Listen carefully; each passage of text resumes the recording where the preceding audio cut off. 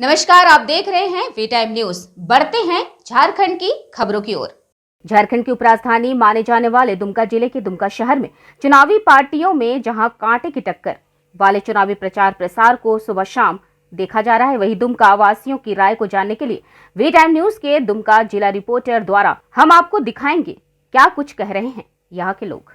ये जो मौसम का जो गर्मी प्रचंड गर्मी है, ऊपर से जो चुनावी गर्मी चल रही है, सरगर्मी जो एक दिन के बाद यानी कल के बाद परसों जो लोकसभा चुनाव 2024 का जो अंतिम चुनाव होगा, उसमें हम जानना चाहेंगे दुमका वासियों के लिए क्या ओपिनियन है, यहाँ की क्या सोच है।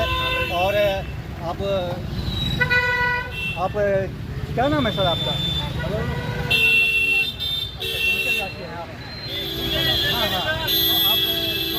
आप वोट दीजिएगा तो उसमें क्या सोच है आपकी, जो आपके जो वर्तमान जीवन में चल रही कुछ कमियां हैं, बताइए क्या ओपिनियन की आपकी कुछ मांगे हैं सरकार से, या क्या कुछ दिखाना चाहते हैं चुनाव के संबंध में?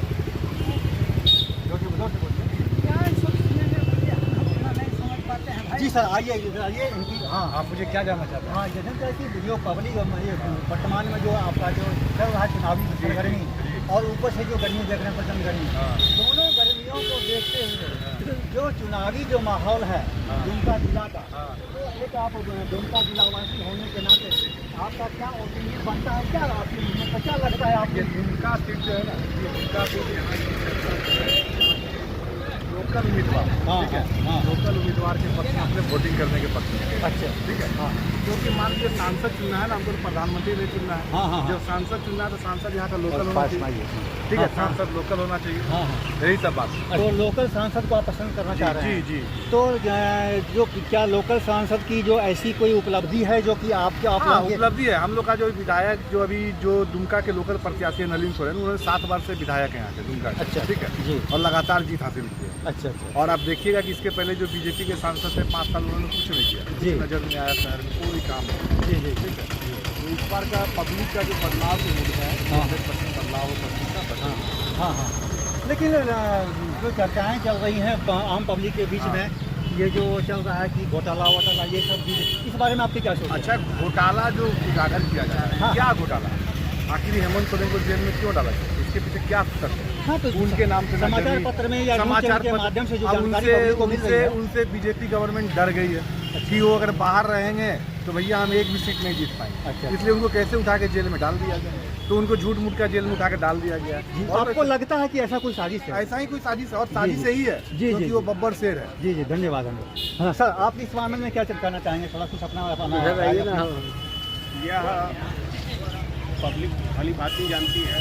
जैसे मेरे मित्र हैं हिमांशु जी बता रहे हैं कि जबरदस्ती डाला गया है जेल में, तो हमको तो जानना है, यदि यहाँ के मंत्री जो है आलमगीर आलम, उनके नौकर के यहाँ से 25 करोड़ 80 लाख रुपये मिलता है, तो क्या पहले यदि वो पैसा प्लान करते हुए घर में जाके फिर छापा मारती है?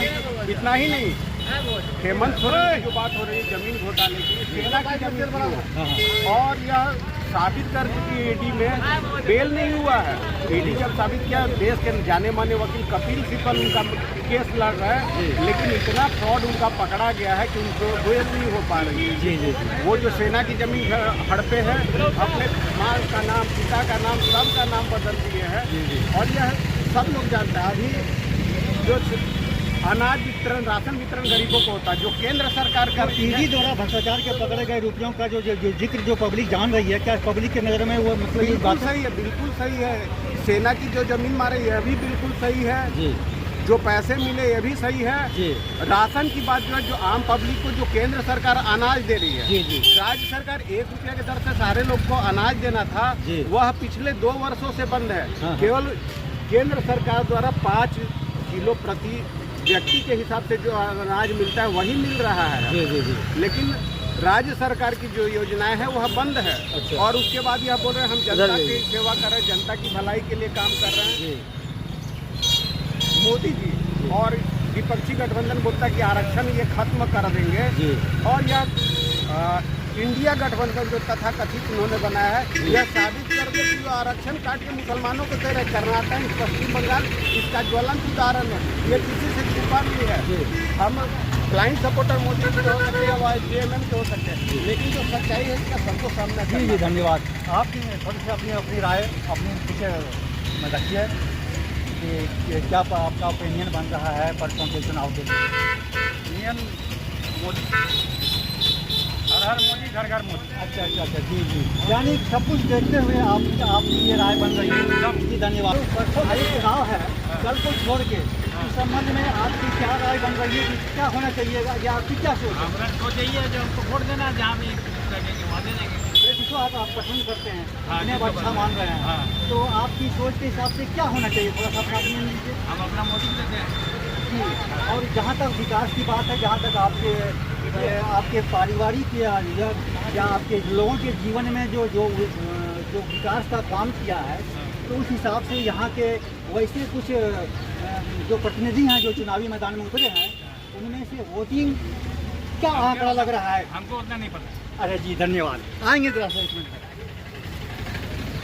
और हम थोड़ा सा ओपिनियन जानना चाहेंगे यहाँ के पब्लिक के बारे में। थोड़ा ही भाई साहब से थोड़ा सा ओपिनियन लेना चाहेंगे। सर, आप ये थोड़ा सा अपनी राय दीजिए कि कल को छोड़ के जो परसों का जो अंतिम चुनाव होने वाला है, इस विषय में दुमका वासियों के तौर पे आपकी कुछ सोच, अपनी ओपिनियन या अपनी कोई समस्या जो सरकार तक आप पहुँचाना चाहते हैं, कुछ अपना बताएं। सरकार से तो अब क्या समस्या रहेगा? सरकार को जो समस्या बताना था वो सरकार समझ गई। अच्छा। ठीक है। और जी। यहाँ संथाल परना की तीनों लोकसभा सीट जो है मोदी जी के पास चला गया। तो इसमें क्या लगता है दुमका वासियों के लिए, क्योंकि ये वैसा जगह है जहाँ पे लोग छाँव के लिए कुछ देर तक अपना सुकून के लिए गुजारते हैं, और चूँकि ये बहुत अच्छा जगह है, बगल में तालाब है और इतने सुंदर जगह में आपका दुकान चल रहा है, तो इसमें आप परसों की तैयारी के बारे में क्या सोच है? क्या अपना थोड़ा अपना राय बताइए।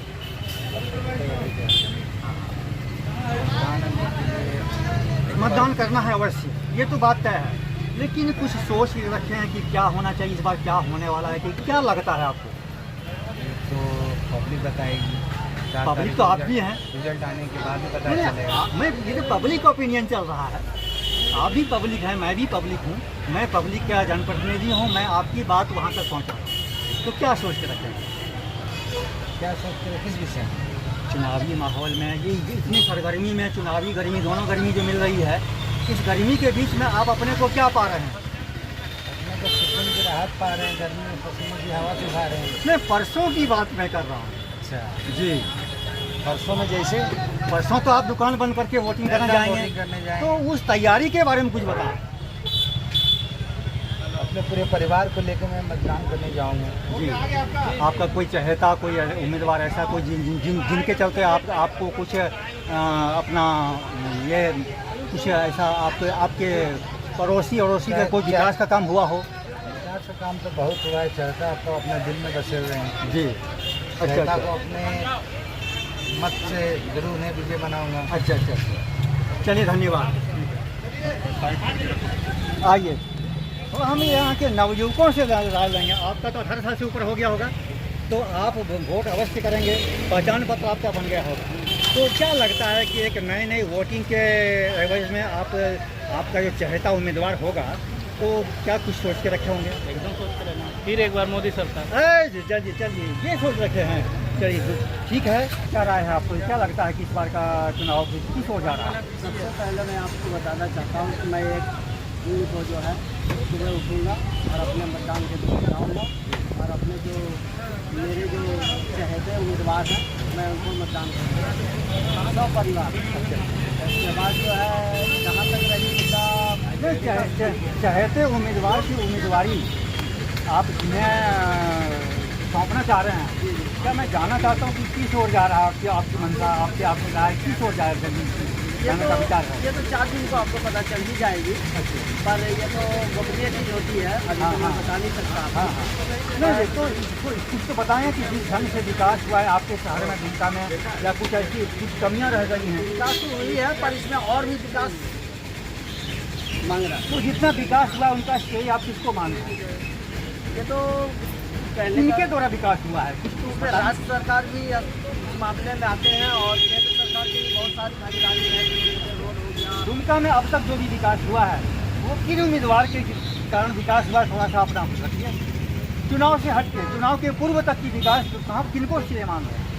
ये तो कहने का मतलब पूर्व में जो यहाँ पे हम लोगों के स्थानीय विधायक थे उनके द्वारा कार्य किए गए हैं। कौन स्थानीय विधायक हैं? पूर्व के विधायक माननीय लुइस मरांडी जी, अच्छा, और वर्तमान के भी जो यानी दुमका में जो भी विकास हुआ है आप पूर्व विधायक माननीय लुइस मरांडी को उसका श्रेय देते हैं। विधायक जो वर्तमान विधायक जो है उनका भी कुछ कार्य यहाँ सदर अस्पताल में तकनीकता से कार्य हो रहा है, उनके द्वारा काम किया गया तो है। जैसे कि दुमका में स्वास्थ्य, शिक्षा और बाकी क्षेत्र में जो भी विकास हुआ है, जिन क्षेत्र में विकास की कमी है उनको दूर करने के लिए आप जो आपकी माननीय विधायक से मैं अनुरोध करूंगा कि वो दो मुद्दा पे काम करे, बहुत ज़्यादा ही जरूरी है। शिक्षा और स्वास्थ्य बहुत ही ज़्यादा है। स्वास्थ्य का तो इतना बुरा हाल है, यहाँ भी कोई भी मेजर प्रॉब्लम होता है थोड़ा सा भी तो तुरंत रेफर की जैसा कि हम और आप और सारे लोग जानते हैं कि बिना शिक्षा का देश का समाज का विकास नहीं हो रहा है।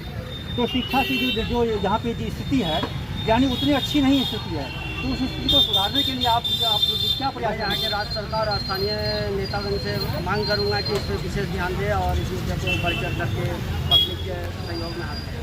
चलिए।